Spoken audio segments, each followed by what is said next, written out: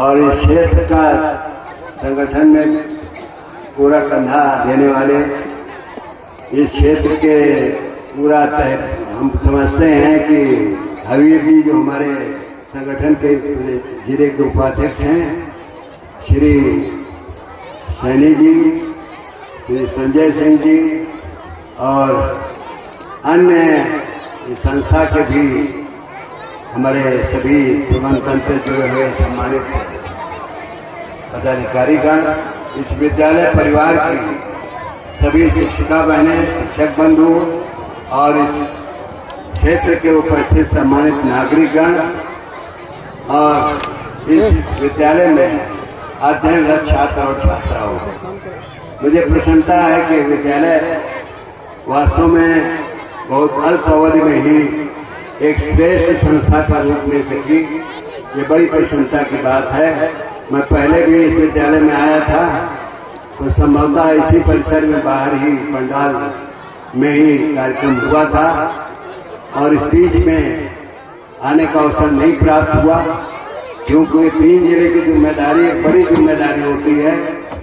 तो कानपुर शहर है, कानपुर देहात है, कानपुर उन्नाव है और साथ ही साथ विधायक कार्य में हम लोगों को लखनऊ में भी प्रायः महीने में 2-3 बार मीटिंगों में जाना पड़ता है।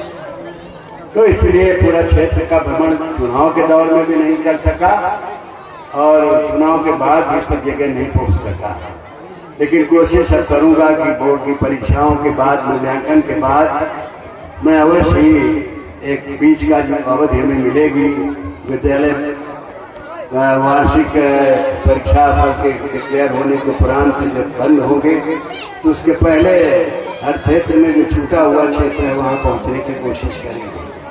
मुझे प्रसन्नता है कि इस विद्यालय के बच्चों ने पठन पाठन में उनकी विशेष अभिरुचि है और पठन पाठन अस्तरीय है, जो वास्तव में जिसके कारण ही आमतौर से बच्चे 85%, 90% के ऊपर कई बच्चे पुरस्कृत हुए।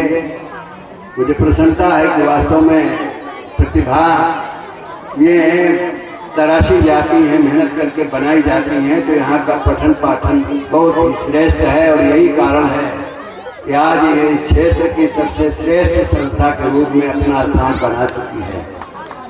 मुझे प्रसन्नता है कि इस विद्यालय में पढ़ने वाले बच्चे भी निश्चित ही एक उदीयमान छात्र हैं, जिनका भविष्य वास्तव में आगे इस देश के प्रशासनिक सेवाओं में जाकर जो सिविल सर्विसेज होती हैं उनमें नाम अपना, इस विद्यालय का, इस क्षेत्र का, अपने माता पिता का नाम ऊंचा करेंगे और देश की उन सेवाओं में पहुंचकर अपनी इस बड़ी साफ सुथरी सेवाओं से देश का ये भी सेवा होती है। जो लोग मानदेय के रूप में वेतन मिलता है वो इसलिए मिलता है कि उतना ज्यादा काम होता है।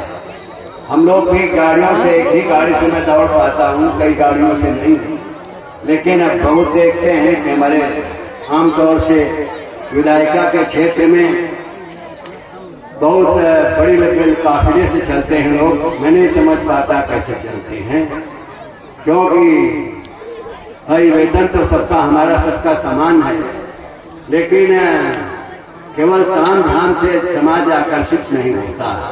हम समाज के प्रति उत्तरदायी हैं कि हमें जो विकास के लिए रुपया मिले, मेरा एक पैसा, मैं अपना पैसा, सिर्फ हमारा वोटर हमारा शिक्षक है और शिक्षक जो हमारे मतदाता है, जिसके द्वारा हम चुने जाते हैं, उन संस्थाओं को पोषित करना हमारा काम है।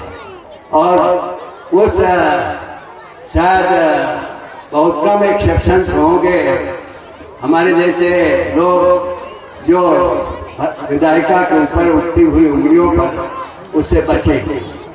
मैं समझता हूँ कि मैंने एक लंबा कार्यकाल बिताया, 27 वर्ष से विधायक निधि बांट रहा हूँ, अपने कार्यकाल के 31 वर्ष पूरे कर रहा हूँ, 32वें वर्ष में प्रवेश कर गया हूँ, 36 साल तक का आपने सर्टिफिकेट दिला दिया है और मैं पूरी जिम्मेदारी से इन संस्थाओं को ऊंचा उठाने में, बच्चों को प्रोत्साहित करने में और गुणवत्ता शिक्षा देने की तरफ जरूर समाज का ध्यान आकर्षित करूंगा कि हमारे बच्चों को पढ़ाया जाए अच्छी तरह से संस्थाएं अपना दायित्व का निर्वहन करें और उसके संस्थाओं का एक कह लीजिए जो शोहरत और उसकी यश प्रशस्ति होती है वो शिक्षक के ऊपर निर्भर करती है।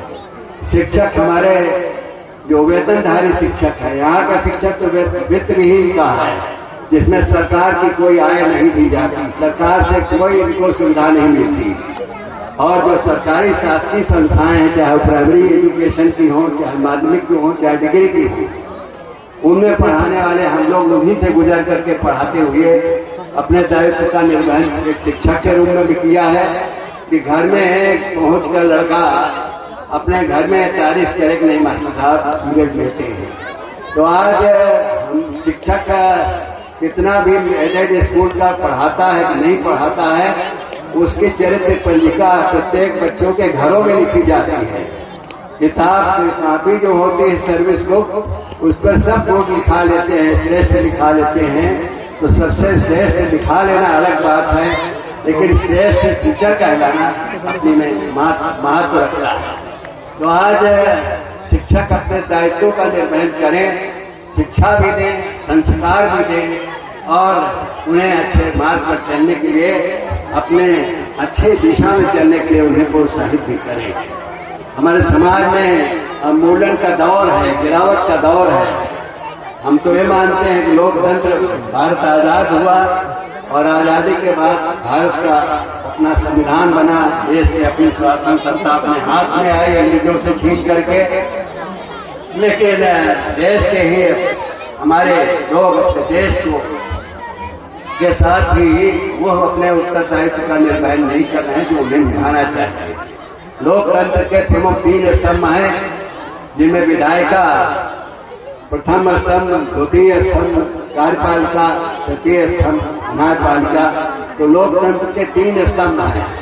इन 3 स्तंभों में विधायिका मेरे समझ में जितने गिरावट अगर आई है तो विधायिका पर है, विधायिका से है। और मैं अधिक तो नहीं कहूँगा, लेकिन हमको उन्हीं में से किसी को चुनना होता है। लेकिन आजकल हम उस नशे में न हो जाएं कि व्यक्ति को चुना जाना चाहिए। मेरे साथ मुझे शिक्षक चुन रहा है, शिक्षक मानते हैं कि चाहे जितना भी राजनीतिक दबाव पड़े, मुझे सत्ता से लड़ना पड़ा और सबसे सस्ता मैं चुनाव लड़ता हूँ। और सत्ता हमारे खिलाफ लड़ रही थी और करोड़ों रुपए का चुनाव लड़ रही थी। मैं तो 10-15 लाख रुपए में चुनाव जीत लेता हूँ। लेकिन आदमी पहचानता है, जानता है, शिक्षक प्रभुत्व है, शिक्षक जानता है कि वोट किसको देना चाहिए, किसको नहीं देना चाहिए।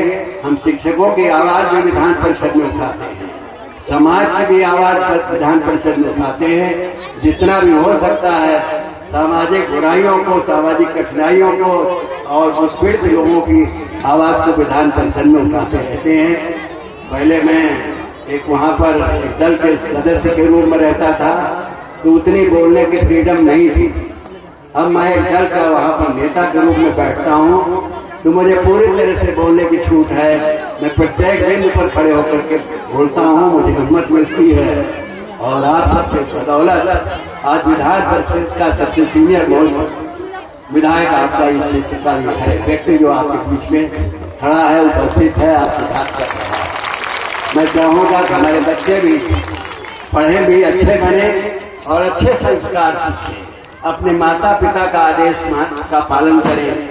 कैसे हर माता पिता की एक अलग होती है कि हमारा बेटा और बेटी अच्छी बने, पढ़ करके बहुत अच्छी जगह पर निकल जाए। लेकिन बच्चे छोटी उम्र में खेल कूद के बाद खेलना भी आवश्यक है, लेकिन बच्चों को अपने माता पिता की दी गई सलाह या गुरुजन के बताए हुए जो भी काम कॉलेज में दिया जाए वो घर में जाके करना चाहिए। तो ऐसे बच्चे वास्तव में मेधावी बच्चे बनते हैं। इस विद्यालय में बहुत से छात्रों को मेरिट लिस्ट में आए और 90% के ऊपर अंक पाने वाले कई बच्चे निकले। तो मुझे प्रसन्नता है कि गुणवत्ता शिक्षा इस विद्यालय संस्था दे रहे हैं। ये संस्था और अपना विस्तार करे और अच्छा रूप ले और इस क्षेत्र का मैं प्रतिभावान लोगों को निकाल कर प्रशासनिक सेवाओं में भेजने का उन्हें अवसर मिले तो और इस संस्था का नाम होगा, यश होगा। मैं अधिक न कहते हुए संस्थाधिकारी और इस संस्था का पठन पाठन का दायित्व निर्वहन करने वाले शिक्षकों को शुभकामनाएं देता हूं, बधाई देता हूं और बच्चों के उज्जवल भविष्य की कामना करते हुए अपनी बात समाप्त करता हूं। धन्यवाद।